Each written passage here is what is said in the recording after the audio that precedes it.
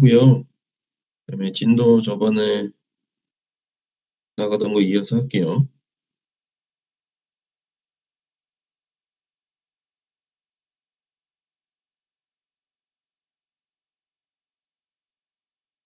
육삼5 6으로 해주세요.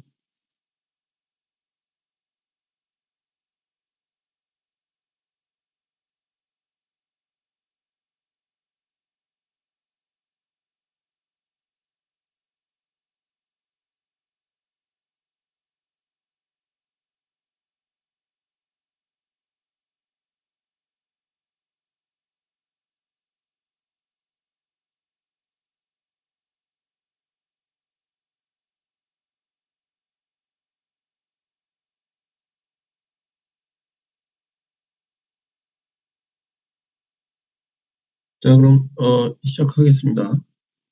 어,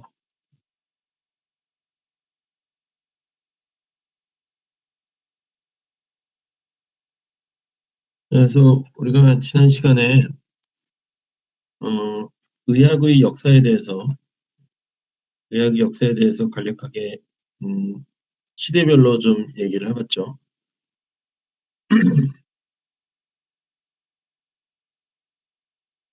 어, 그래서 현대, 고대, 중세, 뭐 근대를 거쳐서 현대 의학 기술까지 오는 과정에 대해서 얘기를 했었고, 어, 이제 현대에 이르러서는 굉장히 많은 의학 기술들이, 특히 공학적인 요소들과 결합된 기술들이 많이 개발이 되고 활용이 되고 있다고 할 수가 있습니다. 그래서 몇 개의 대표적인 그 바로 전에 했던 거, 우리가 뭐 디스플레이라든지, 그다음에 뭐 원격 진료, 그다음에 증강현실, 가상현실 이런 것들이 의료 현장 또는 의료 기술에 접목되는 내용들을 좀 얘기를 했고요. 어, 뭐 몇 가지 좀 재미있을 것 같은 토픽들이 더 있어요. 그래서 그것들을 자료에 넣어놨는데, 그중 첫 번째는 이제 인공장기입니다. 인공장기라는 건 말 그대로 장기나 조직을 인공적으로 만드는 거죠. 어디에 쓰일지는 명확하죠. 예, 사람이 뭐 다치거나 병이 들면 어떻게든 그 조직이나 장기를 살려서 뭐 약을 먹든지 수술을 하든지 해서 어느 정도는 스스로 재생이 되는 그런 방식이죠. 지금의 방식은. 근데 만약에 그냥 장기 자체를 교체할 수 있다면, 예를 들어서 자동차 부품 교환하듯이, 그러면은 사실은 이게 상당히 혁명적인 거죠.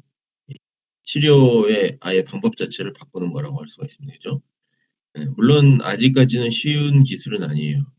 그런데 이제 이 장기나 조직의 뭐 구조나 기능 만드는 데 대한 어떤 난이도에 따라서 어느 정도 가능한 장기나 조직들도 있습니다. 그래서 뭐 여기 있는 그림에 있는 예시들이 사실은 전부는 아니고 아주 일부 예시들만 써놓은 거고요. 사실 검색을 해보면 이제 훨씬 더 다양하게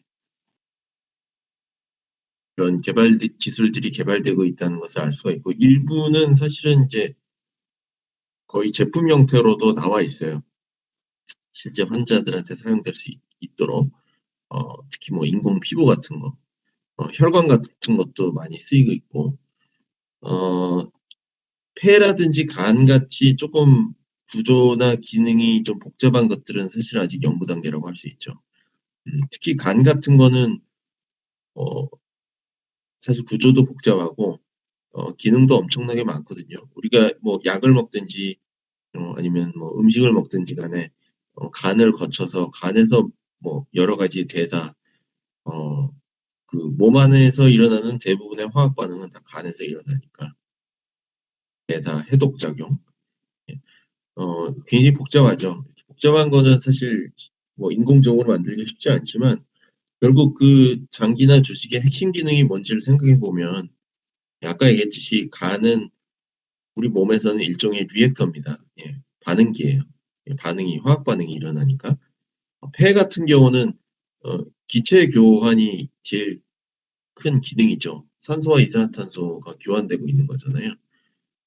굉장히 넓은 표면적을 갖고 있고 그 기체 교환의 효율을 어 그 높이기 위해서 그런 식으로 그 핵심적인 장기 기능들을 이제 구현하는 거죠, 인공적으로. 뭐 대표적인 게 신장이에요. 신장 같은 게 어 물론 이게 세부적으로 들어가면 굉장히 복잡하지만 핵심적으로 그냥 얘기해라 그러면은 필터링이거든요. 혈액에 있는 어떤 노폐물들을 필터링해서 노폐물들은 내보내고 유용한 성분들은 다시 돌려보내는 그런 기능이니까 사실 인공 신장 기능을 좀 인공적으로 해결하는 건 지금도 하고 있죠. 그 신부전 환자들은 신장 추석을 병원에 가서 하잖아요, 주기적으로. 예. 그게 이제 몸의 내부에서는 할 수 없지만 혈액을 빼내서 투석기를 거쳐서 다시 몸에 집어넣어 주는 거니까 필터링 자체는 사실은 그렇게 복잡한 기능은 아닙니다. 근데 이게 며칠에 한 번씩 그렇게 병원에 가고 이게 쉬운 게 아니죠. 그러면은 그걸 몸 안에 아예 장착을 해서 계속해서 기능을 하게 한다면 그게 바로 인공 신장인 거죠. 나머지 것들도 마찬가지예요. 뭐 심장, 혈관, 피부 뭐 생식계, 근육 이런 식으로 뭐 많지만 아까 얘기했듯이 피부는 특히 좀 어느 정도 어 많이 상품도 꽤 많이 나와 있어요. 특히 미국의 경우에 인공 피부. 어 그 복잡한 정도에 따라서 좀 제품별로 차이는 있습니다. 그냥 일종의 매트릭스 그러니까 거의 뭐 반창고 수준으로 밴드나 이렇게 붙여 두고 이제 피부가 재생하는 걸 도와주는 정도 수준도 있고 실제 이제 피부 세포들이 있어 가지고 진짜 피부의 기능을 할 수 있는 피부들도 있고요. 뭐 혈관도 마찬가지예요. 혈관도 결국은 혈액을 통과시키는 파이프 역할을 하는 거니까 그런 비슷한 구조와 기능을 가지도록 만들 수가 있습니다. 여러 가지 재료를 가지고요. 그래서 이 조직공학에 대한 얘기는 이번 학기 수업에 우리 수업의 좀 뒷부분 후반부에 가서 쪼끔 더 자세히 얘기를 할 거예요. 특히 이제 그 조직공학은 여러 가지 이게 지금 설명하고 있는 의공학의 특징과 다 연결되는 얘기인데 다른 분야도 마찬가지지만 조직공학도 특히 여러 분야들이 이제 합쳐져서 이런 제품들을 만들 수가 있어요. 예를 들어서 재료가 상당히 중요하고요. 특히 생체 재료.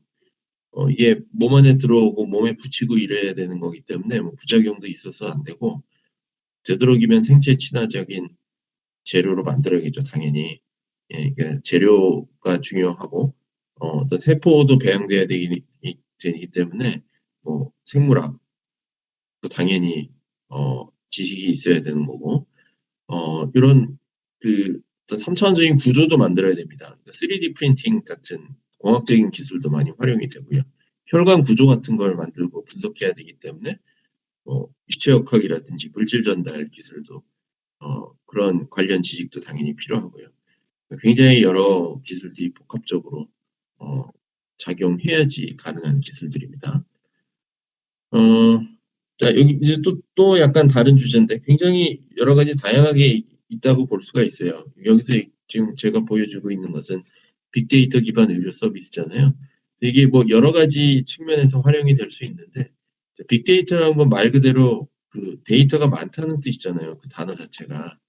그러니까 이게 그 뭐 꼭 바이오 영역에서 시작된 건 아니지만 어 바이오 부분의 분야에서 많이 활용이 될 수 있다는 얘기를 하는 것은 그 바이오 의료 분야가 필연적으로 엄청나게 많은 데이터들이 나오는 분야입니다. 뭐 예를 들어서 유전자 분석을 한다고 해도 유전자 길이 자체가 한 얼마죠? 한 30억 베이스 페어 되나요? 그 시퀀스가 전체 시퀀스가. 그런데 그게 사람마다 다르고 그죠? 자 DNA는 그나마 그 시퀀스가 고정되어 있어요. 한번 그걸 타고 나면 그대로 고정되어 있지만 진짜 중요한 건 DNA가 아니죠. DNA에서 RNA가 되고 RNA에서 단백질이 되는데 그러면 그게 어떻게 발현이 되느냐에 따라서 또 달라지죠. 그러면 사람이 같은 사람이라고 하더라도 몸 상태나 외부의 어떤 자극이나 뭐 병에 걸리거나 뭐 감염이 되거나 이런 상태에 따라서 또 유전자 발현되는 게 달라져요. 예. 그럼 그게 시시각각 변한다는 얘기죠. 그러니까 엄청나게 많은 데이터가 쏟아져 나오고 뭐 DNA나 RNA 이런 분야가 아니더라도 그냥 그 넓게 봤을 때 의료 데이터 자체가 엄청나게 많이 나오게 됩니다. 여러분들이 혈액 검사만 해도 건강 검진 때 분석하는 게 한 수십 가지는 되거든요, 최소. 예. 물론 검사 종류에 따라 다르지만 그럼 그걸 한 번 할 때마다 그렇게 나오기 때문에 데이터 양이 엄청나게 많죠. 그럼 그거를 어떻게 어 정리를 하느냐 또는 분석을 하느냐. 그리고 더 좋은 것은 분석을 해서 어 뭔가 의미 있고 유용한 새로운 데이터를 만들어낼 수 있느냐. 뭐 그런 거에서 특히 많이 이제 시도되고 있는 게 질병 위험 예측 시스템이죠. 지금도 사실은 우리가 많이 활용이 되고 있어요. 예를 들어서 코로나도 우리가 매일같이 이게 뭐 사이트도 있잖아요. 앱도 있고 확진자 뭐 중증 뭐 환자 이렇게 집계가 돼 가지고 사망자 숫자들이 매일매일 올라오죠. 사실 그게 쉬운 게 아닙니다. 우리는 그냥 이게 매일 올라오니까 어 '그런가 보다.' 하고 숫자를 보지만 이게 뭐 한 10년 20년 전에는 전혀 가능하지 않던 뭐 팩스로 그거를 뭐 정보를 전달하고 종이로 서류해 가지고 취합한다고 생각해 보세요. 이건 절대 불가능하죠. 시간적으로 안 돼요. 하루 매일매일 그게. 거의 최소 며칠은 뒤처지는 특히 많이 나올수록 불가능해지는데 이게 실시간으로 된다는 것 자체가 대단한 거고 더 사실 대단한 거는 그 예측도 어느 정도 된다는 거죠. 예. 물론 이게 여러 가지 변수들이 섞여 있기 때문에 정확히 예측은 안 되지만 지금 코로나 확진자 코로나를 예로 들어서 계속 얘기를 하자면 코로나 확진자 어 추세를 보면은 이제 뭐 몇 월 며칠 정도 며칠 안에 뭐 정점을 치고 떨어질 거다. 언제까지는 계속 늘어날 거다. 이런 예측이 가능하고요. 이게 많이 안 알려져서 그렇지 그 정부 기관에서 계속해서 예측 데이터를 내고 있어요. 그 어 어디 산하 기관인지는 모르겠는데 제가 수리과학 연구소인가 수학 연구소인가 그런 데서 계속 발표를 하고 있거든요.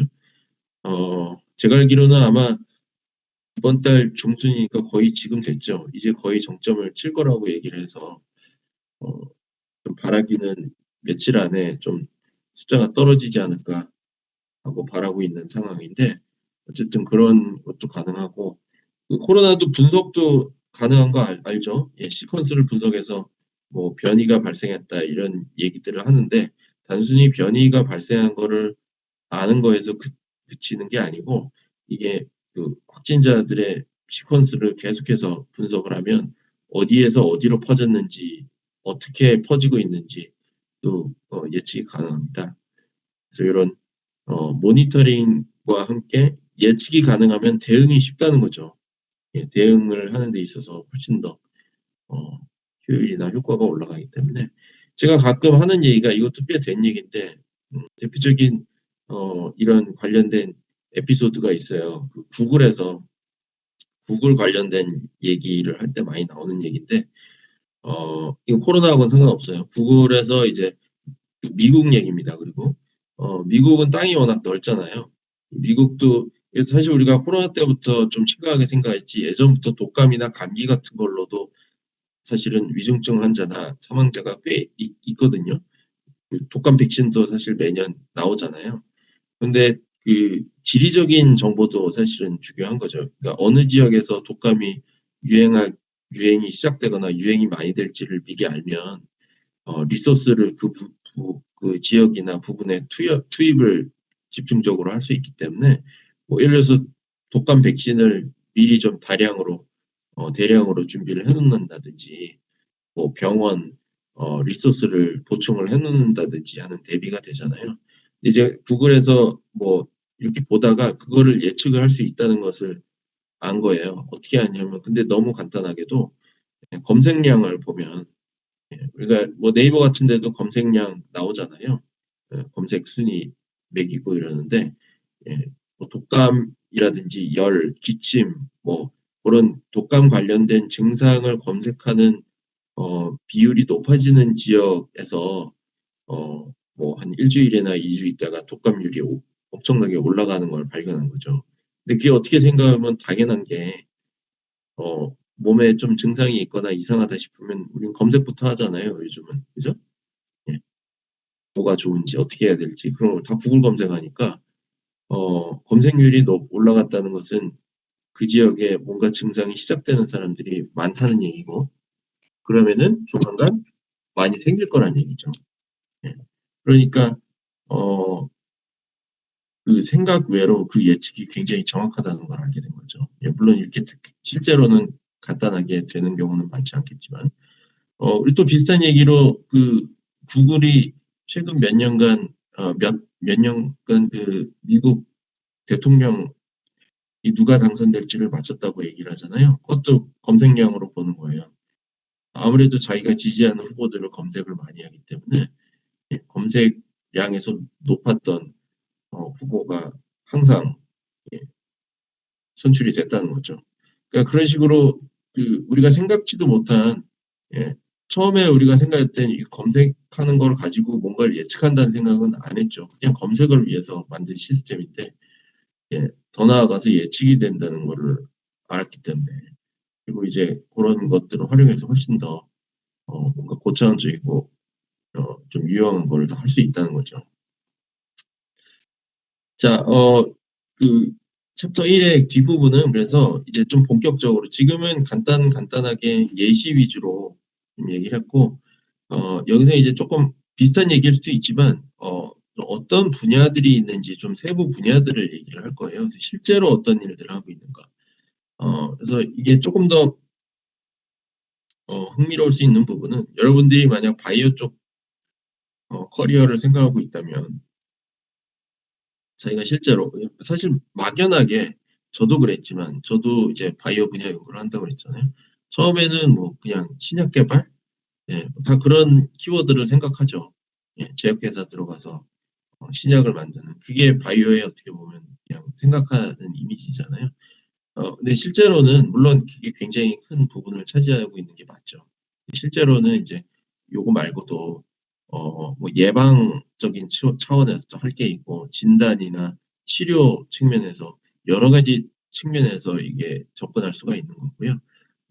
뭐 의료기기를 만든다든지 이런 식으로 굉장히 다양하게 접근할 수가 있어요. 여러 가지 분야가 있고 그리고 제가 그 학기 내내 여러 번 강조를 할 거지만 여러분들의 백그라운드가 뭐냐에 따라서도 많이 결정이 돼요. 그러니까 어쨌든 공학적인 백그라운드로 접근을 해야죠. 그게 맞는 거고 그렇게 하고 싶지 않다고 하더라도 어 그 주변 사람들은 여러분들을 그렇게 볼 거기 때문에 취업을 한다든지 할 때 예 중요하다는 거죠. 그래서 그 넓게 보면 사실 바이오메디컬 엔지니어링 아니면 쪼끔 더 넓게 얘기하자면 뭐 바이오 엔지니어링은 그 헬스케어나 의학이나 뭐 보건 이런 쪽에 집중되어 있는 건 맞죠. 이거를 아무래도 그 1차적으로 생각을 하죠. 그렇지만 꼭 그런 건 아니라는 거예요. 예를 들어서 농업 이나 뭐 임산업 이런 데서도 많이 사용이 되고요. 그다음에 뭐 생분해성 플라스틱을 만든다든지 바이오 연료 같은 걸 만든다든지 이런 산업적으로 쪼끔 더 직접적으로 활용이 되는 제품들을 만드는 것도 할 수 있고 환경 공학이라고 보통 얘기를 하죠. 뭐 수질 오염을 개선한다든지 예. 뭐 고런 다른 분야들도 많다는 거예요. 물론 우리 수업 시간에 이제 첫 번째 분야에 대해서 주로 얘기를 하겠지만 예 요런 것도 알고 계시면 좋을 것 같고요. 인공화학은 계속해서 바뀌고 있기 때문에 뭐 분류하는 게 사실은 큰 의미는 없어요. 그리고 이게 조금씩 뭐 겹치는 그런 것도 있지만 이건 어디 뭐 인공화학 제가 다른 교재에서 네 에서 그냥 한 페이지 제가 따온 것 같아요, 제 기억에. 요게 뭐 의학 정보 시스템 공학, 생체 기능 대행 공학 지금 다 제가 얘기했던 그런 것들이죠. 의용 정보 시스템은 빅데이터 아까 얘기를 했었고 생체 기능 대행 공학은 조직 공학하고 관련된 거죠. 그죠? 그다음에 뭐 사실은 근데 응용 의용 생체공학 이런 식으로 좀 그냥 두리뭉실하게 넓게 되어 있는 것들도 있는데 뭐 의용 생체 측정 제어학 이건 뭐 이렇게 이름들이 다 좀 거창하지만 예를 들어서 여러 가지 생체 신호를 측정하는 심전도를 측정한다든지 심박수를 잰다든지 혈압을 측정한다든지 뭐 그런 것들이 다 생체 물성 재료학, 생체 고분자, 그죠? 생체 기계학, 뭐 인공 관절을 만든다든지 이런 식으로 여러 가지 분야들로 좀 나눌 수가 있습니다. 자, 그래서 이런 얘기도 가끔 이제 여러 번 반복해서 할 건데요. 어떤 의학이든 의공학이든 목표는 크게 세 가지로 나눌 수가 있어요. 첫 번째는 예방입니다. 예방은 애초에 일어나지 않게 하는 거죠. 그게 제일 좋죠. 아예 아프지 않는 게 좋잖아요. 미리 조심해서. 어, 예방을 하면 좋지만 예방이 안 돼서 어떤 질병이 생기거나 한다면 되도록이면 빨리 알아채는 게 좋겠죠. 검출이라든지 진단 기술이 그래서 중요합니다. 손 쓸 수 없을 정도로 늦기 전에 알아낼 수 있는 게 중요하고 알아낸 뒤에는 당연히 치료를 하거나 처치를 하는 것이 중요하죠. 대응을 해야 되니까. 예, 그러니까 이렇게 크게 보면 이렇게 세 개의 영역으로 나뉘어진다고 볼 수가 있고요. 여기서부터는 제가 대표적인 지금 아까 여기서도 분야를 얘기했지만 이건 너무 좀 사실은 좀 두리뭉실하죠. 그냥 봐서는. 조금 더 구체적으로 실제 예시를 들면서 좀 분야를 나눠서 좀 설명을 하려고 해요. 그리고 되도록이면 최신 기술 위주로 좀 예시를 들어가면서 설명을 하겠습니다. 첫 번째는 의공학이 어떻게 보면 시작된 분야가 여기라고 할 수 있어요. 보통 의료기기나 아니면 영상기기 쪽 분야에서부터 발전이 시작됐고 이건 거의 엑스레이가 발명된 이후부터 이어진 거라고 할 수 있어요. 물론 좀 본격적인 발전은 70년대, 80년대 CT, MRI가 나오면서부터 초음파가 나오면서부터 시작됐다고 할 수가 있죠. 이런 것들을 이제 통틀어서 바이오메디컬 이미징이라고 하고요. 예. 결국 그 이미징은 이제 비침습적으로 보는 거잖아요. 열지 않고 몸을 이제 잘라서 열지 않고 본다는 게 그래서 엑스레이가 굉장히 혁신적이었던 거고 그럼 이제 뭐 3차원으로 보느냐 2차원으로 보느냐 그다음에 뭐 어떤 조직을 위주로 보느냐 뼈를 위주로 보느냐 뭐 좀 부드러운 연조직 위주로 보느냐 뭐 그런 거에 따라서 좀 나뉘지만 기법적으로 다르죠. 공통적으로는 어떤 이런 그 이미지들을 얻어서 되도록이면 해상도가 높게 정확한 그 내부 구조를 반영하는 이미지를 얻어서 그걸 해석하는 게 주요 임무라고 할 수가 있습니다. 근데 여러분들이 뭐 엑스레이 사진이든 뭐 MRI CT든 아마 본인 거를 찍을 일이 있어서 본 적이 있다면 사실 의사들이 막 설명을 해도 그런가 하고 해독을 못하죠. 그래서 사실 병원에서도 그걸 전문적으로 해독하는 사람들이 따로 있어요. 영상의학과에서. 그래서 이제 중요한 것은 해상도 높은 이미지, 퀄리티 높은 이미지를 얻는 것도 중요하지만 판독을 하는 게 더 중요하다는 거죠. 판독은 물론 사람이 하지만 최근 기술 트렌드는 인공지능 기술을 요 판독에 활용하는 그래서 이게 굉장히 인공지능 기술에 활용하기가 좋은 분야예요. 왜냐하면 이 자체가 디지털로 이미 이미지가 나오잖아요.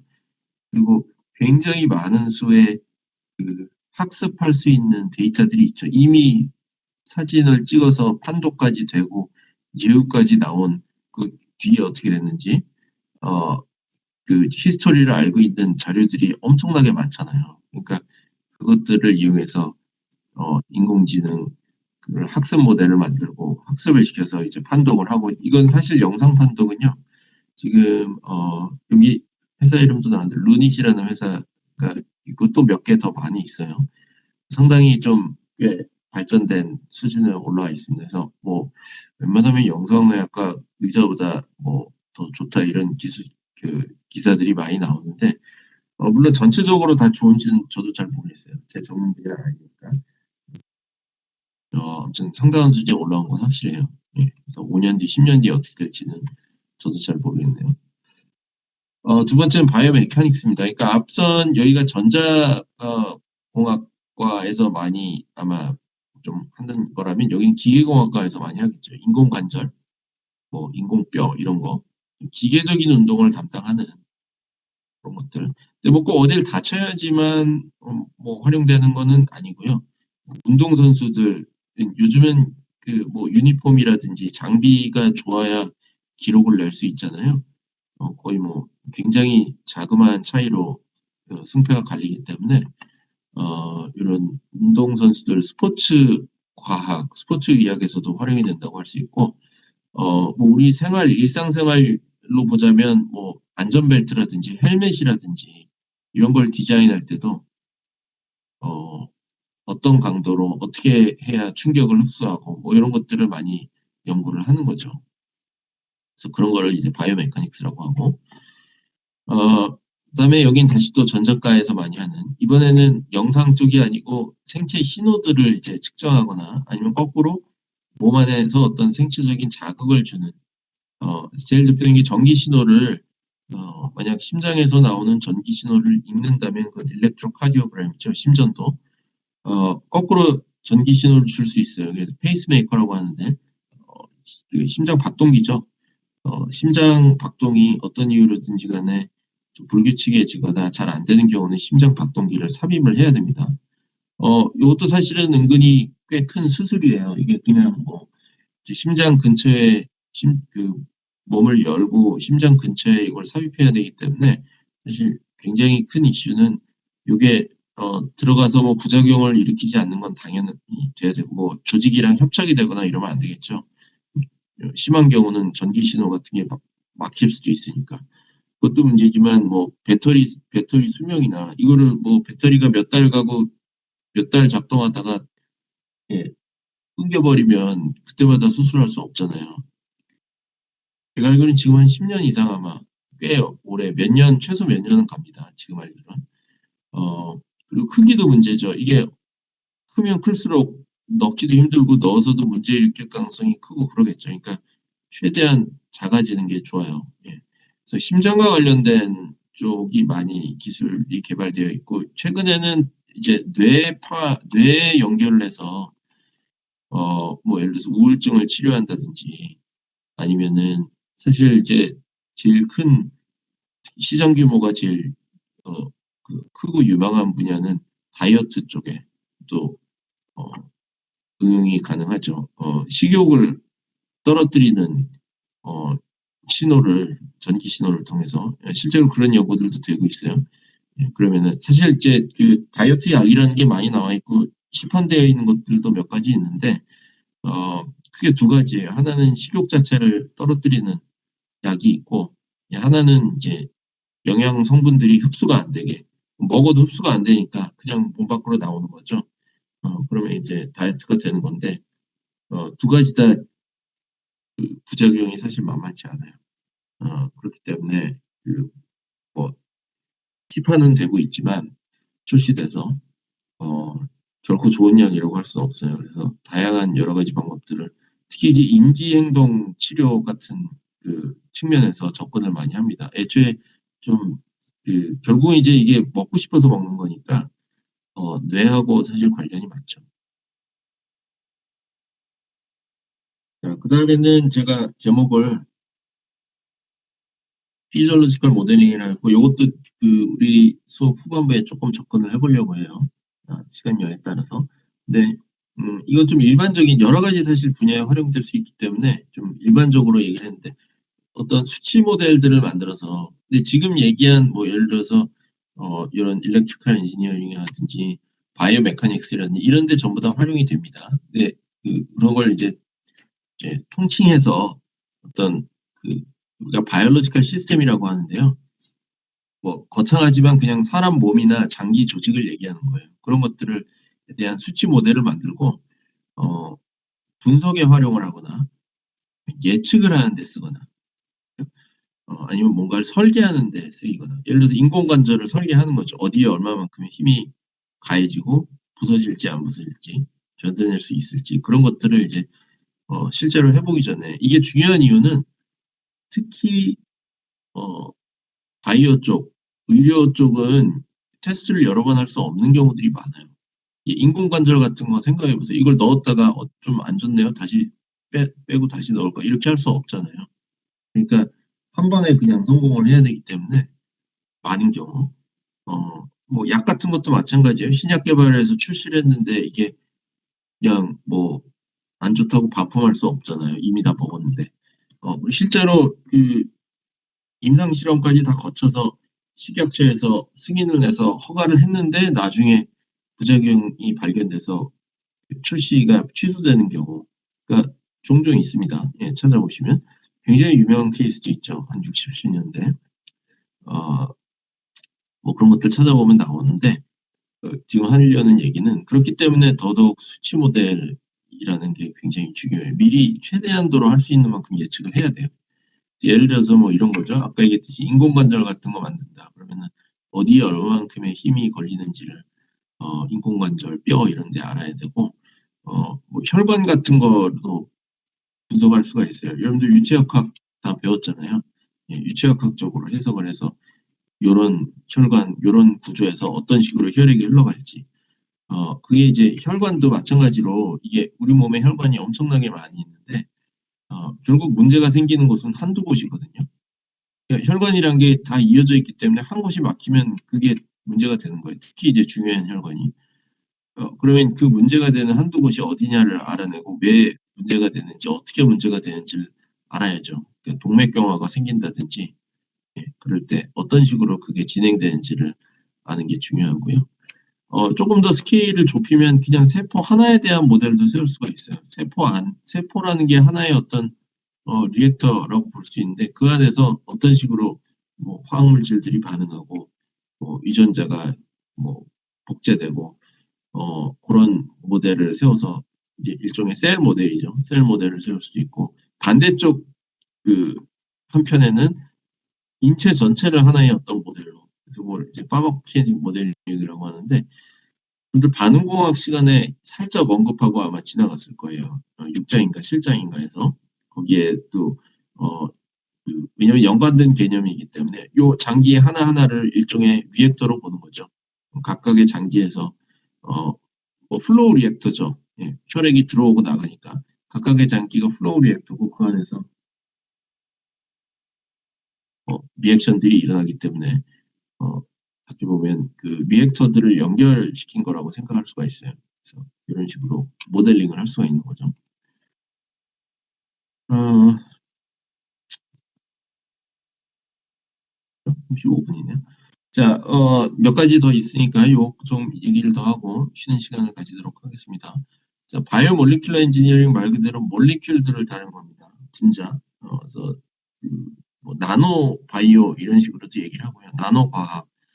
어, 나노 또는 마이크로미터 수준에서 어떤 몰리큘들을 만들고 어, 그 유용한 어떤 그 기술들을 개발하는 건데 대표적인 게 생체 재료, 예, 생체 재료도 어떤 화학 분자들을 다루는 거기 때문에 예, 그 생체 재료들을 만들면서 이게 어떤 원하는 성질을 생체 재료에 대한 것도 나중에 조직공학 얘기할 때 좀 얘기를 할 거예요. 뭐 예를 들어서 얼마 정도 단단한지를 뭐 예를 들어서 피부를 만들 때랑 뭐 연골 같은 걸 만들 때랑 뼈 같은 걸 만들 때 요구되는 어떤 강도나 이런 게 전혀 다르겠죠. 그때마다 그거에 맞춰서 만들어야 되고 강도하고는 조금 다른 개념으로 어떤 덴시티도 있을 것 같아요. 굉장히 덴스하게 만들어야 될 때도 있고 굉장히 느슨하게 스펀지처럼 어떤 물질들이 잘 드나들 수 있게 만들어야 될 수도 있고 이게 조직공학 측면에서도 유용하지만 드럭 딜리버리라고 해서 약물 전달 기술에서도 굉장히 중요하게 그 생각이 돼요. 약물 전달은 우리가 자세하게 보지는 않을 건데 뭐 예를 들어서 우리가 약을 뭐 하루에 3번 이렇게 먹잖아요. 그게 이게 며칠만 그렇게 하는 거면 뭐 하겠는데 사실 뭐 예를 들어서 고혈압 약이라든지 뭐 고지혈증, 당뇨병 그런 것들은 거의 평생 먹거나 주사를 맞아야 되잖아요. 그러니까 굉장히 그 불편하고 이게 뭐 불편하더라도 해야지 뭐 이렇게 생각을 할 수도 있지만 사실 실제 환자들이 이거를 잘 이행을 하느냐 안 하느냐 매일같이 약을 먹으라고 했다 해서 먹지 않거든요. 그러니까 이거를 잘 따라서 치료 효과를 높이려면 약 투여가 간편해야 돼요. 그래서 제약회사에서 약을 개발할 때는 1차적으로는 먹는 약을 개발하길 원하죠. 그렇게 안 될 때 주사를 놓거나 그러는 거예요. 먹는 게 제일 편하죠, 일단은. 어 그럼 거기서 건너 조금 더 발전해서 아예 그냥 한 번 먹으면 그 한 3달 정도 약이 해결되는, 한 번 주사를 놓으면 한 3달, 6개월 요렇게 아무것도 안 해도 되는 그런 게 있다면 훨씬 더 좋겠죠. 예. 고런 것들을 연구하는 게 약물 전달 기술이라고 할 수가 있고요. 어 전통적으로는, 다음 페이지는 전통적으로 좀 화학공학과 출신이 바이오를 한다고 그러면 사실 요걸 한다고 생각을 하는 때가 있었어요. 한 80년대 90년대까지 20-30년 전까지는 어 왜냐하면 화학공학에서 주로 배우는 것은 이제 뭐 리액터 디자인이나 공정 설계 뭐 이런 거라고 생각을 하기 때문에 거기에 앞에 바이오를 붙이면 이제 프로세스 엔지니어링이 바이오 프로세스 엔지니어링이 되는 거죠. 그러니까 바이오 리액터를 해서 뭐 주변에서 보자면 사실 뭐 공장에서 맥주나 와인 같은 거 생산하는 것도 바이오 리액터예요. 그죠? 예, 바이오 리액터가 어떤 식품 같은 거 공장에서 생산하는 것도 다 식품 소재 같은 거, 뭐 건강기능식품일 수도 있고 그런 거 다 바이오 리액터고 뭐 의약품 같은 거 단백질 제제라든지 그런 거 백신이라든지 이런 것도 다 바이오 리액터죠. 어 핵심은 라지 스케일 프로덕션이에요. 약을 제품으로 팔아먹으려면 결국은 대량으로 생산을 해야 되니까 바이오 리액터를 설계하고 제작하고 프로덕션 컨트롤하고, 예, 뭐 그런 것들이 뭐 사실 만들 수 있는 물질들은 단백질, DNA, 뭐 백신 엄청나게 많습니다. 엄청나게 많고요. 예, 뭐 지금도 사실은 큰 분야죠. 큰 분야지만 뭐 사실은 아주 첨단 분야라고는 할 수 없지만 결국은 굉장히 중요하고, 아직도 뭐 여러분들이 만약 바이오 쪽 분야에 특히 취업을 한다면 이런 생산 쪽에 많이 투입이 될 가능성들이 많아요. 애초에 R&D 쪽으로 가지 않으면. 그다음에 이것도 아까 빅데이터 얘기할 때 잠깐 했었는데 바이오 인포메이션 테크놀로지. 아까는 뭐 의학 데이터 처리 쪽을 주로 많이 했죠. 근데 애초에 시작은 바이오 인포메이션 테크놀로지라고 하면 보통 바이오 인포메틱스라고 하거든요. 또는 바이오 스태티스틱스. 그래서 유전체 정보를 어 분석하거나 어떤 해석하는 기술에서 시작을 했어요, 많이. 그래서 이게 90년대 이제 그 지놈 프로젝트라고 하죠. 이제는 다 지난 얘기지만 그때 한 10여 년에 걸쳐서 사람의 지놈을 해독을 하고 그거가 발표가 됐는데 그때 이제 요것만 해독이 다 되면 엄청난 인체의 신비를 풀 수 있지 않을까 생각을 했는데 실제로는 이제 그렇지는 않다고 드러났지만 어쨌든 이 유전체 정보가 엄청나게 많이 나온 거죠. 그리고 이쪽 분야도 물론 IT 기술 자체도 엄청나게 발전하고 있죠. 발전했고. 근데 이제 유전체 분석 기술도 엄청나게 발전을 해서요. 예전에는 뭐 그러니까 지놈 프로젝트가 그런 거죠. 한 사람이에요. 한 사람의 유전자 정보를 한 번 다 읽는데 한 십수년이 걸린 거예요. 예. 지금은 이제 정확한 시간은 모르겠는데 한 며칠이면 될걸요. 사람도. 예. 그 전체를 다 읽는 거고, 뭐 주요 부위만 읽으면 사실은 뭐 몇 시간이면 되는 거고. 어 그래서 엄청난 속도나 정확도 면에서 좀 차이가 많이 생겼죠. 그래서 유전체 자체도 거의 루틴하게 이제는 분석을 하고 있고 어 그걸 통계적으로 어떻게 분석을 하느냐, 아픈 사람과 아프지 않은 사람이 어떻게 다르냐, 뭐 그런 것들을 계속 연구를 하는 거죠. 데이터베이스를 만들고 정보를 제공하는 서비스 같은 것도 많고, 의료 정보 같은 거. 그래서 의료 정보 같은 거 얘기를 조금 넘어가면 아까도 빅데이터 얘기를 했고 뭐 혈액 검사 얘기를 했지만 이거 말고 엄청나게 많은 그 정보들이, 대표적인 건 임상 정보. 임상 정보라는 것은, 예, 사람이 이제 환자가 병원에 가면 뭐 일단 여러 가지 검사부터 하잖아요.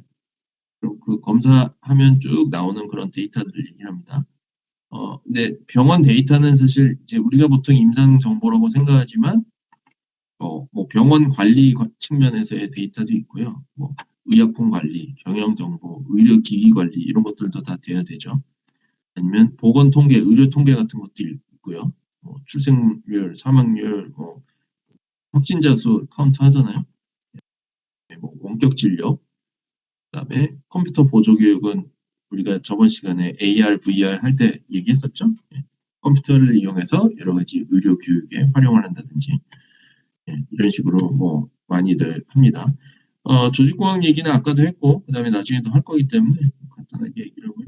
이게 뭐, 제가 동영상 하나 더 넣어놨었는데 예전에 넣어놨을 깜빡했는데 이게 아마 3D 프린터 가지고 인공장기 만드는 그 동영상이에요. 이것도 아마 소리는 안 들릴 텐데 그냥 간단하게 설명하면서 보고 쉬는 시간 가지고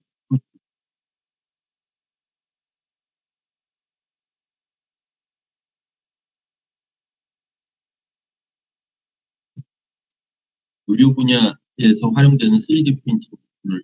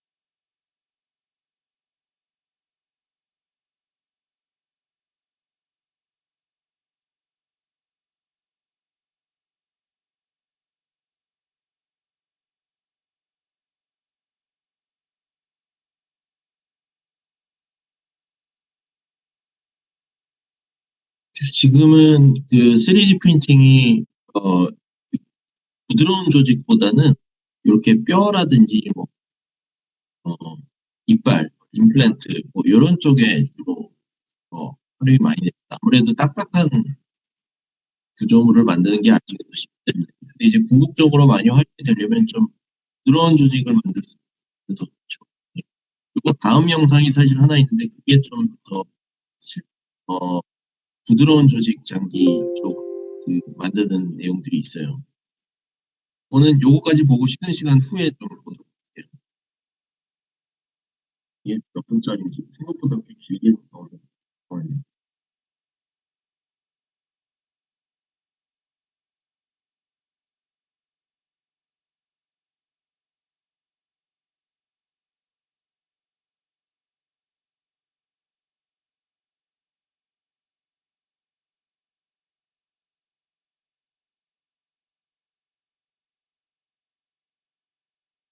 예.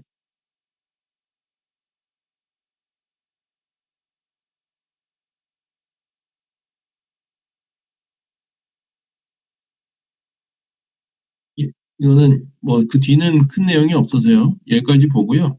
한 10분 정도 쉬었다가 이어서 또 하도록 하겠습니다.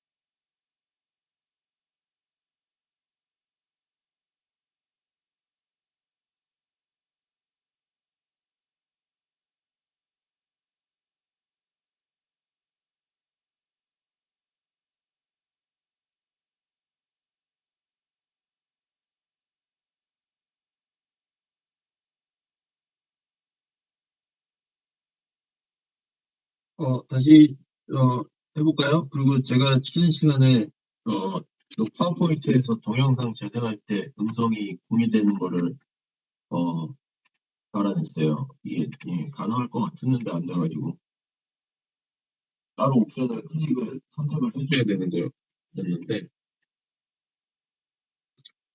어, 요거 소리 혹시 들리나 좀 전에 봤던 걸로 테스트 한번 해볼까요?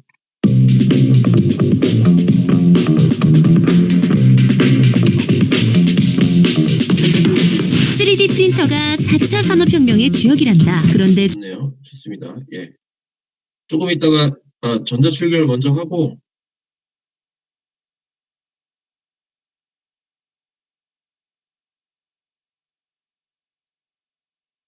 예, 5023이요.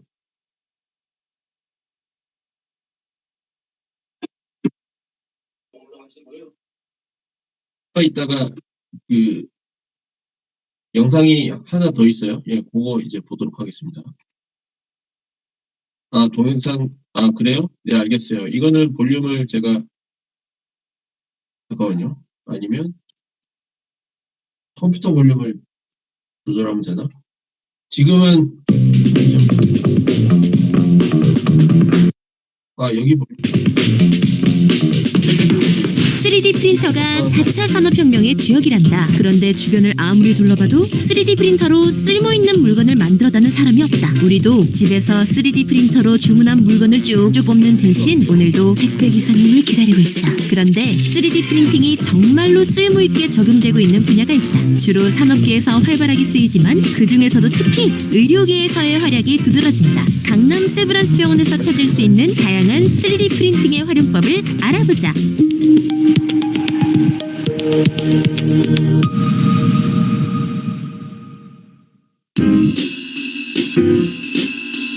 사람마다 굉장히 그 특징적으로 차이가 있잖아요. 사람 얼굴이 다 다르고 두개골 모양이 다 다르듯이 그런 것들을 이제 3D 프린트. 예, 그럼 다음 영상을 한번 보도록 하겠습니다. 혹시 소리가 너무 크거나 작으면 알려주세요. 이스라엘 연구팀이 혈관 조직까지 갖춘 인공심장을 3D 프린팅 기술로 활용해 제작하는 데 성공했습니다. 세계 최초입니다. 기존의 기술로는 심장 구조를 재현하는 수준까지만 가능했기 때문에 획기적인 진전으로 평가받고 있습니다. 박상남 기자입니다. 이스라엘 텔아비브대 연구팀이 공개한 인공심장 3D 프린팅 시연 장면입니다. 3시간 만에 완성된 붉은 빛의 인공심장은 체리 1개 정도의 아주 작은 크기입니다. 연구팀을 이끈 탈 드비르 교수는 혈관세포와 심실까지 갖춘 심장을 3D 프린팅으로 만든 건 세계 최초라고 밝혔습니다. So this is the first time that the whole heart with the blood vessels and cells is printed. 지금까지의 3D 프린팅 기술로는 심장 구조를 재현하는 수준까지만 가능했습니다. 이번 성과는 특히 실제 환자의 조직세포에서 추출한 성분을 주 원료로 활용했다는 점이 주목할 부분인 것으로 알려졌습니다. For the first time, we printed materials and cells from the human itself and created such a complex geometry of the heart. 연구팀은 이번에 살아있는 세포를 기반으로 한 바이오 잉크를 원료로 쓰는 바이오 프린팅 기술을 이용했습니다. 텔아비브대 연구팀은 장기이식 의학기술 발전에 중대한 이정표가 될 것이라고 평가했습니다. 그러나 AFP 통신은 인공심장이 실제 장기처럼 작동하도록 해야 하고 인체에 이식하는 문제도 남아있는 등 3D 프린팅 인공심장이 실제로 환자들에게 적용되기까지는 아직 갈 길이 멀다고 지적했습니다. YTN 박상남입니다. 네, 잘 들렸죠, 이번에는? 혹시 문제 있으면 알려주기 바랍니다.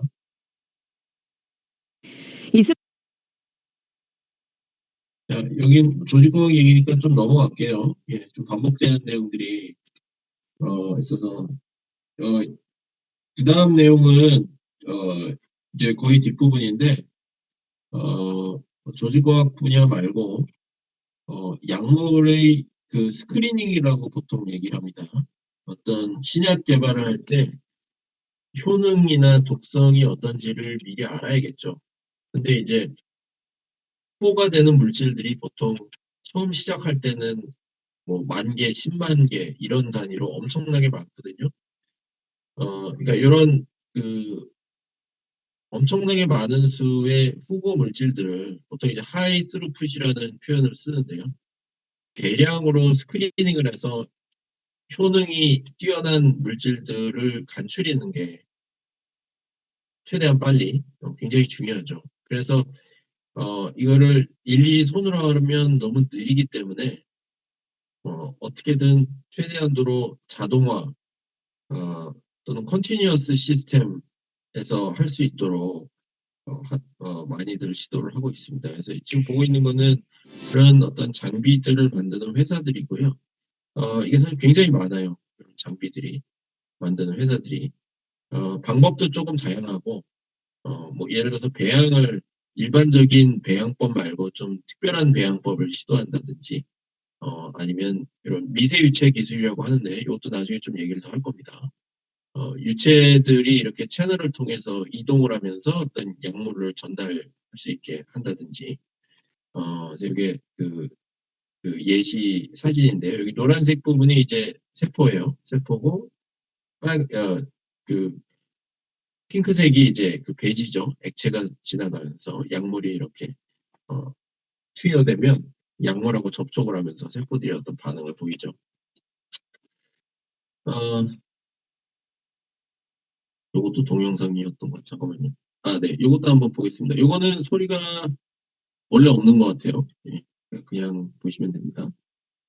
아마 어디 회사 같은데 이제 그 홍보용으로 만든 동영상일 거예요.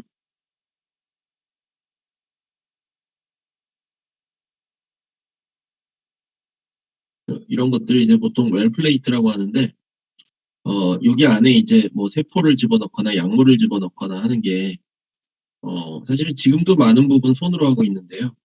예, 근데 요거를 이제 자동적으로 이렇게 하려는 시도들을 하고 있는 거죠. 세포들을 이렇게 집어넣고요. 물론 실제로는 이거 이렇게 깔끔하게는 들어가지 않지만 예, 그 안에서 이제 세포들이 뭉쳐가지고 약간 이렇게 덩어리를 만들면서 자라거든요. 그러면은 지금 뭐 1,500개라고 하는데 여러 종류의 케미칼들을 투입을 하는 거죠. 서로 다른 것들을 지금 색깔 일부러 다르게 표현을 했네요.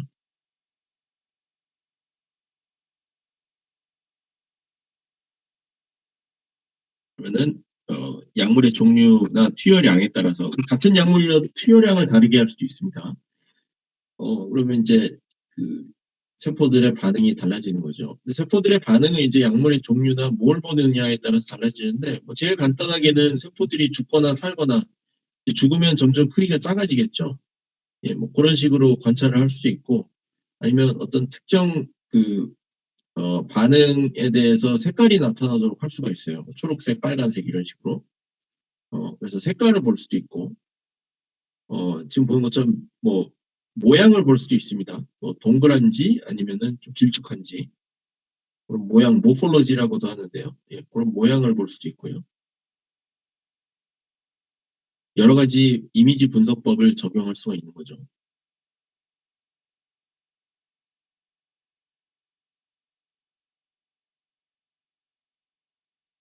그러면 지금 봤던 여러 가지 그런 지표들을 이제 마커라고 하는데요. 이런 지표들에 대해서 뭐 좋고 나쁜 게 이제 나오겠죠. 그럼 후보 물질들이 이제 나올 수가 있겠죠. 그 다음에 이것들을 조금 더 가져가서 자세하게 연구를 하거나 뭐 동물 실험을 하거나 이런 식으로 그 다음 단계로 넘어갈 후보들을 추리는 거예요. 자, 잠깐만요. 자, 그 다음에는 이런 뭐 세포 수준에서 어떤 반응을 보는 예시를 봤는데 검출이나 진단 용도로도 많이 쓸 수가 있죠. 우리가 지금 뭐 항원 항체 검사 키트도 일종의 간단한 형태의 진단 키트지만 조금 더 복잡한 기능들을 구현하는 진단 키트들도 사용이 가능합니다. 예를 들어서 이렇게 혈액 샘플을 넣으면 혈액 샘플을 넣으면 그 혈액 요 집안에 들어가면서 혈액 세포들이 있겠죠? 예, 요 세포들이 일단 그 세포들을 터뜨리고 예, 부셔요. 그 안에 내용물이 나올 수 있게.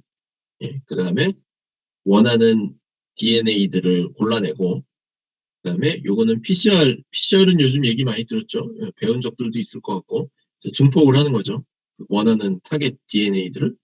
예, 그다음에 그 원하던 타겟 DNA들이 있는지 검출을 여기서 하는 거예요. 그래서 이런 것들이 이제 뭐 그 통칭해서 이제 레버너 칩이라고 하는데 뭐 여러 단계를 거쳐서 전처리도 해야 되고 검출도 해야 되고 나중에 뭐 그런 여러 단계들을 하나의 칩에서 물론 간편한 점도 있고 이제 요 보통 마이크로 스케일 굉장히 작은 스케일에서 이루어지거든요. 여기 보통 손바닥에 올라가니까 뭐 샘플도 절약되고 여러 가지 장점이 있다고 할 수가 있습니다. 자, 다음이 아마 제가 준비한 마지막 동영상 같은데 동영상을 제가 막 찾다 보니까 점점 늘어나가지고 이거는 미세일체 기술을 이용해서 뭐 이런 스크리닝을 하거나 이런 기술들을 얘기하는 거예요. 세포들을 컨트롤하거나 소리 잘 들리나 한번 저기 알려주세요. 잠깐 지금 플레이가 안 되고 있어요. What is microfluidics? It's a technology that will revolutionize biology as well as medical diagnostics. 이건 사실 근데 영어로 나오고 있어요. How? 네. Through the manipulation of biological samples and miniaturized 지금 보시면 devices. 색깔이 다른 The aim is that many operations currently performed in biological labs could be miniaturized and integrated into a single chip. This is what we call lab on a chip. With this new technology, a tiny drop of liquid can easily be divided into 1,000 droplets. From there, it's possible to perform various operations. 여기는 그 마이크로 플루이딕스 미세일체 기술 중에서도 좀 특정 분야인데 드럼렛을 만들고 있죠. 그 액체 방울이 생기잖아요. 이게 그 페이지의 차이를 이용해서 뭐 물하고 오일을 섞거나 기름을 섞거나 해가지고 드럼렛을 만들면 요 굉장히 작은 마이크로미터 단위의 방울들 하나하나가 전부 다 독립된 공간으로 만들 수가 있는 거죠. 서로 섞이지 않으니까. 그 안에서 또 화학 반응을 보거나 다른 조건을 형성을 해. 아까 같이 웰 플레이트에서 웰을 1,500개 만들었던 것처럼 요거는 드럼렛을 만들어서 그 안에서 어떤 화학 반응을 보는 겁니다. On each one of these droplets. Thanks to microfluidics, we can now maintain cell cultures at an unprecedented scale. For example, it's possible to conduct thousands of parallel cell cultures with these chips versus only 100 in a conventional industrial laboratory. 여기서 보면 드럼렛들이 요 육각형 기둥에 가서 고정이 되잖아요. 그러니까 이게 움직이면 또 관찰을 못하니까 고정을 지금 시키고 있는 것 같아요. The Hydrodynamics Laboratory at École Polytechnique, or LADIX, is currently developing a cell manipulation platform through which it will be possible to make quantitative measurements on tens or even hundreds of thousands of single cells. With this platform, researchers will be able to test responses to controlled stimuli, such as a certain drug, a mechanical signal, or other pathogenic cells like bacteria. For each cell culture, it will be possible to test one by one the stimuli at a very specific dose and one cell at a time. It will give scientists an unprecedented resolution for this type of testing. All these tests conducted in parallel will generate a very large volume of data, what could be called cells big data. This allows for very precise statistics and for a vastly more detailed study of cellular behavior. 여기서도 이제 빅데이터 얘기가 나오고 있죠. 예, 엄청나게 많은 수의 셀 또는 드럼렛, 뭐 웰이 나오기 때문에 각각의 또 하나하나씩 데이터가 다 나올 거고 여러 가지 사실은 지표가 또 여러 가지면 엄청나게 많은 양의 데이터가 결국 나오는 거죠. It will be possible to detect small minority subpopulations and thus diagnose genetic diseases or cancer very early on, for example. To sum up, researchers will be able to test the response of cells to controlled stimuli, but with a resolution of a single cell, and to use a robust statistical approach that can detect very small minority subpopulations. The platform developed at LADIX opens important perspectives for understanding biological processes. So, to develop new drugs against cancer, for example, it will be possible to test the effect of molecules on cell cultures and thus detect potential side effects on some organs and therefore reduce the dependence on animal testing. Also, but this is still science fiction at the moment, it could lead to cell therapy applications by selecting the most interesting induced pluripotent stem cells, which are cells that are reprogrammed in the lab from adult cells. This could become a technique to produce customized stem cells for regenerative medicine.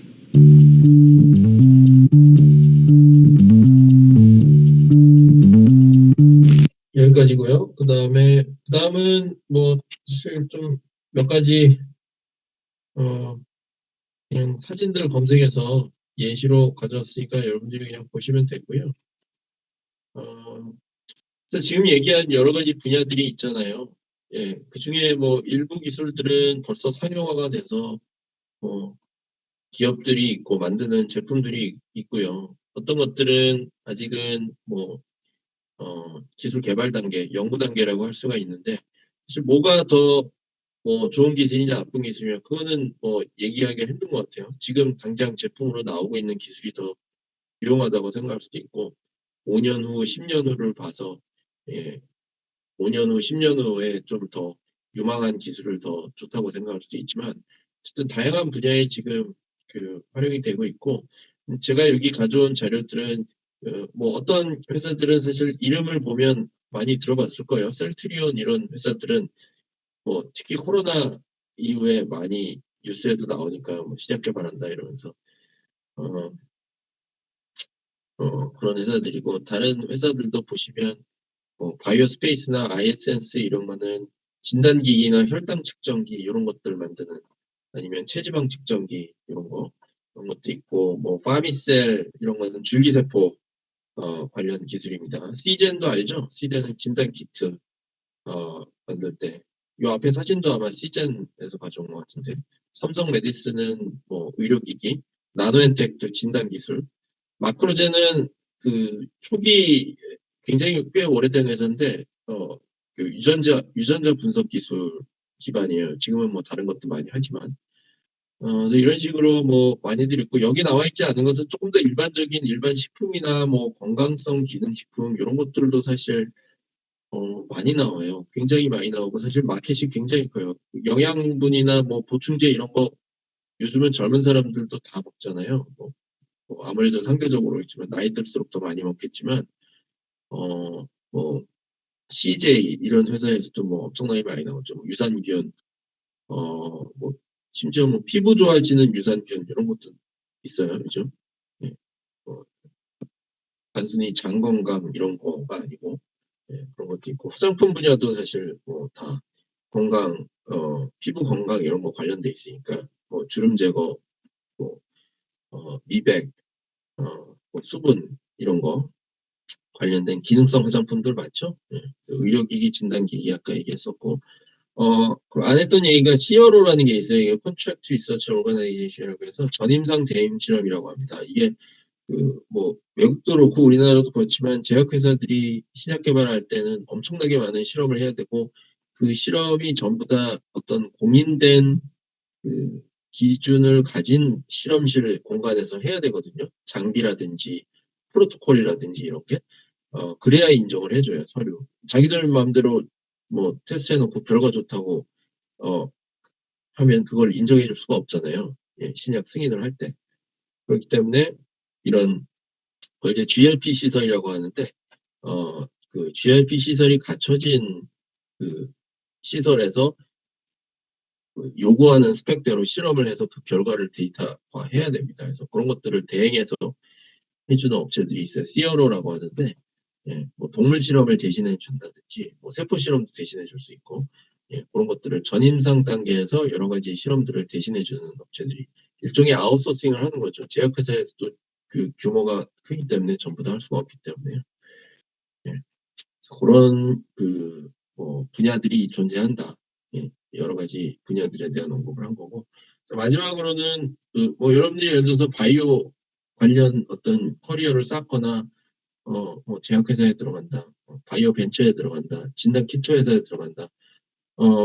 어떤 같은 회사라고 하더라도 어떤 부서에 들어가느냐, 어떤 일을 하냐에 따라서 하는 일의 성격은 많이 달라질 수가 있어요. 그리고 많은 부분에 있어서 뭐 사실 여러분들 뭐 선배나 주변에서 듣기로도 많이 그런 식으로 얘기를 들었을 거예요. 연구직에 가려면 뭐 석사나 박사 학위가 있어야 되고, 퀄리티 컨트롤을 하거나 QC, QA를 하거나, 뭐 생산 쪽으로 가려면 뭐 학사 학위 정도로도 괜찮고, 뭐 그런 식의 얘기를 많이 들었을 텐데, 뭐 어느 정도 맞는 말이에요.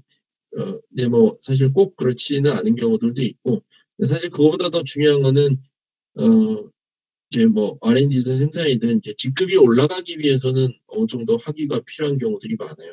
사실 실제로 쓰이느냐보다도, 그러니까 승진을 시킬 때 뭐 박사나 석사 학위가 있는 사람, 없는 사람을 구별하기 때문에 어느 정도 그런 학위가 좀 중요한 차별점이 되는 경우가 있고, 그것도 물론 어느 분야로 본인이 이제 커리어를 쌓고 싶으냐에 따라 다르죠. 예.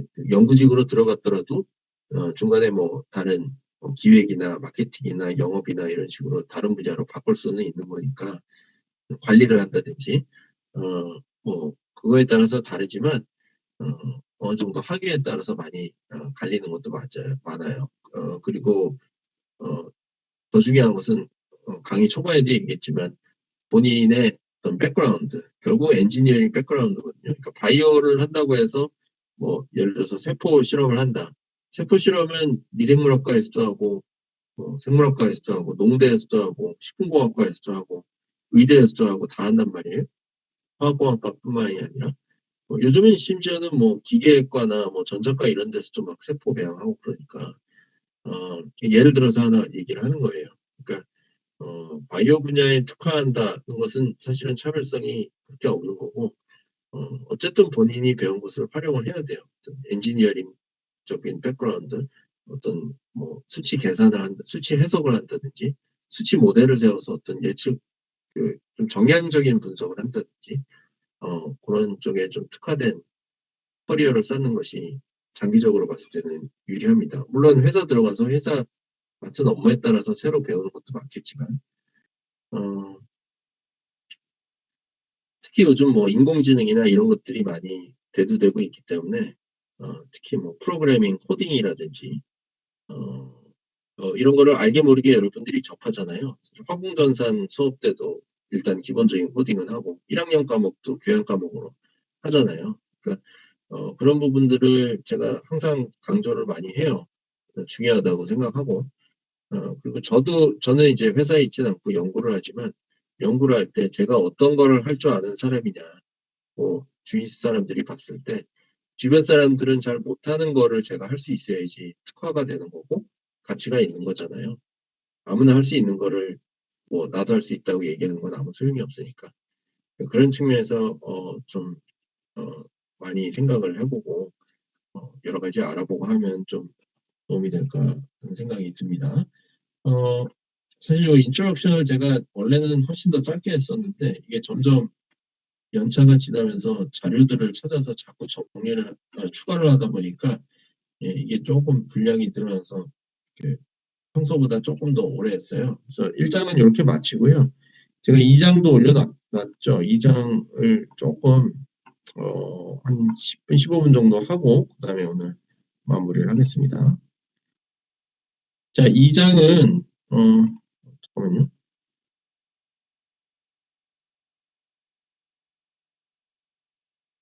공유를 다시 했었구나. 예, 공유했어요.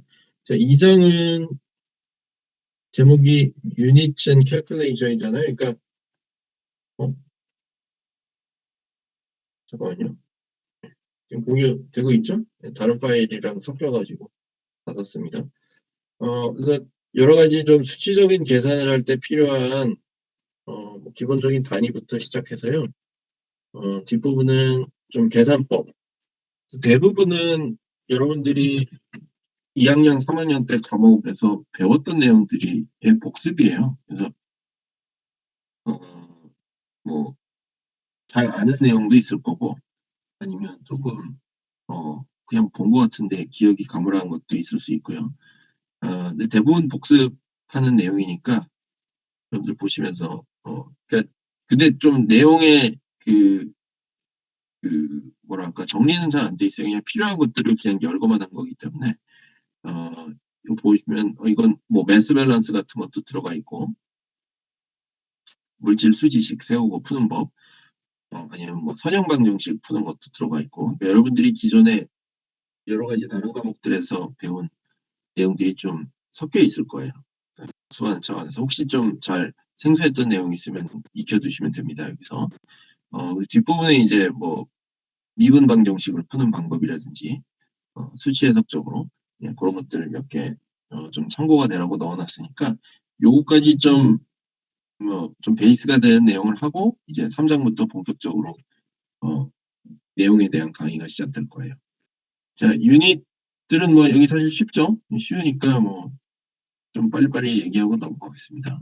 그래서 여러 가지 단위와 뭐 랭스에 대한 단위 하면 또 여러 가지가 있고 볼륨에 대한 단위 여러 가지가 있는데 컨버전 팩터 또는 컨버전 테이블을 사용해서 변환을 하면 되고 뭐 시험 볼 때는 이런 컨버전 테이블을 사용하겠지만 뭐 실제에서는 여러분들 구글 같은 데서 유닛 컨버전 이렇게 검색을 하면요 그냥 입력을 하면 알아서 계산해서 변환이 되게 다 사이트 같은 것들이 엄청나게 많아요.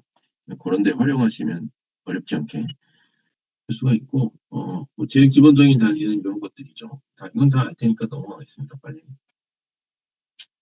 여기도 제가 아마 답 적어놓은 거 그냥 올려놨었죠. 이거 굳이 필기같이 할 필요 없어가지고 네, 간단한 계산들 예시들만 제가 넣어놨는데 혹시 조금 애매한 게 있었으면은 요 기회에 익혀주세요. 이거는 아마 공정계산에서 나오죠. 앞부분에 몇 장인지는 까먹었는데 그래서 매스랑 웨이트 또는 포스를 예로 들면 킬로그램하고 뉴턴을 쓸 수도 있고 파운드 매스하고 파운드 포스를 쓸 수도 있죠. 변환 상수가 만약에 킬로그램과 뉴턴을 쓰면 그냥 1이고 그래서 F는 MA 그냥 이렇게 쓸 수 있잖아요. 만약에 파운드 매스와 파운드 포스를 쓰면 32.174라는 변환 상수가 사용이 됩니다. 그죠? 그래서 어떤 단위를 쓰느냐에 따라서 다르다는 거.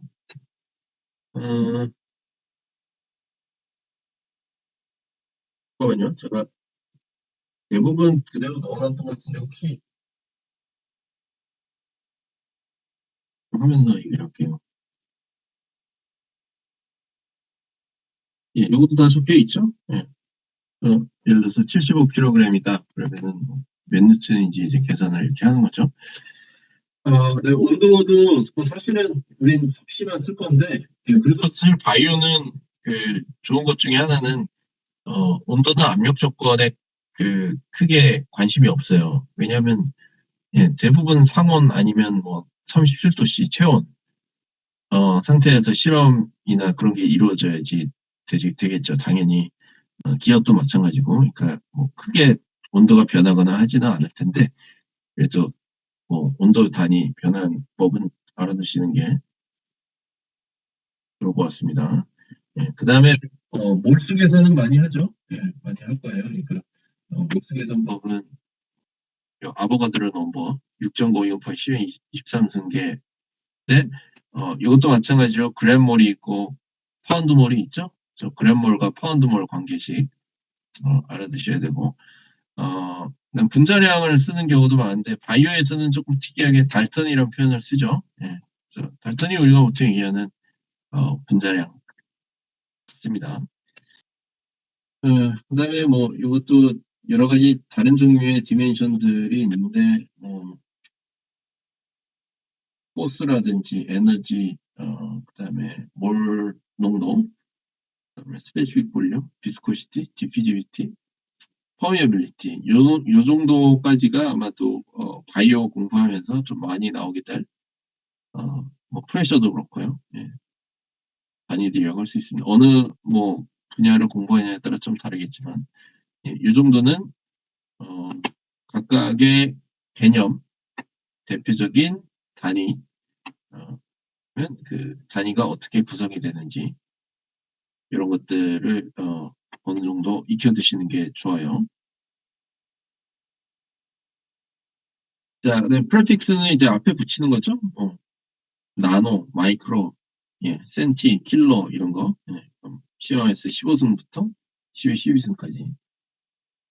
되니까 이것도 한번 나중에 보시고요. 프레셔도 마찬가지 아까 온도 얘기했던 것처럼 뭐 주로 1기압에서 하지 뭐 다른 경우는 별로 없는데 유일한 거는 뭐 예를 들어서 혈관 안에서의 프레셔를 본다든지 아니면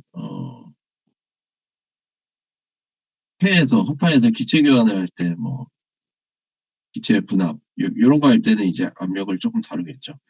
그래서 absolute pressure와 relative pressure 또는 gauge pressure 이렇게 다른 거가 있다는 거. 프레셔는 유독 좀 단위가 많죠. 단위가 여러 종류 많기 때문에 변한 상수는 보고 하면 되겠지만 어쨌든 여러 단위들에 좀 익숙해지는 게 좋습니다. 그다음 볼륨 있고 볼륨을 가지고 이제 mass density, specific volume 해석할 수 있죠. 여기 좀 빨리 넘어갈게요. 그다음에 equation state 뭐 이상기체식 gas constant 써가지고 이런 것들이 있고 그다음에 농도가 있죠. 농도는 크게 mass concentration이 있고 부피분의 질량 그다음에 몰 concentration이 있는데 부피분의 몰수 이제 바이오 분야 또는 생물학 분야에서 좀 특이하게 쓰는 게 weight per volume 퍼센트 농도를 좀 많이 써요. 그래서 예를 들어서 뭐 XX 퍼센트 하고 괄호 열고 W/V 이렇게 돼 있는 경우에 이게 weight per volume이란 뜻이겠죠. 그래서 weight per volume인데 여기서 100%라고 하면은 이게 무슨 뜻이냐? 요 100%가 1kg per 리터예요. 1kg per 리터는 뭐냐면 물의 밀도죠. 물.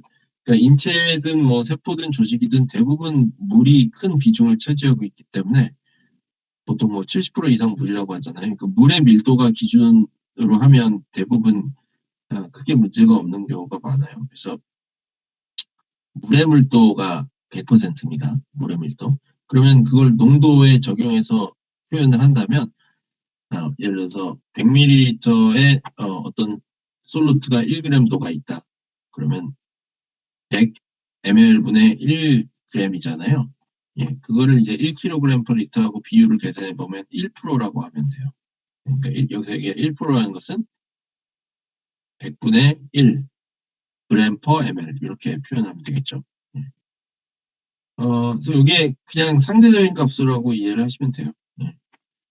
아니면 킬로그램 per 리터 말고 그램 per 밀리리터로 표현을 한다면 1g per 밀리리터가 100%인 거죠.